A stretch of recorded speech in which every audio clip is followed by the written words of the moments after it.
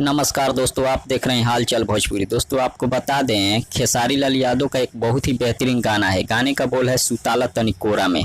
इस गाने को लिखे हैं श्याम देहाती, आज़ाद सिंह और प्यारे लाल कवि जी, और म्यूजिक डायरेक्टर आशीष वर्मा जी है, जो कि बहुत ही ज़बरदस्त गाना है। आपको बता दें, यह गाना 200 मिलियन कंप्लीट करने वाला है।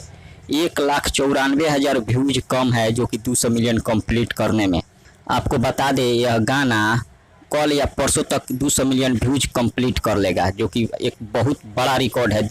और ऐसा करने में खेसारी लाल यादव माहिर है। ऐसे ऐसे रिकॉर्ड वे बनाते रहते हैं। 100 मिलियन 200 मिलियन रिकॉर्ड उनके लिए कोई बड़ी बात नहीं है।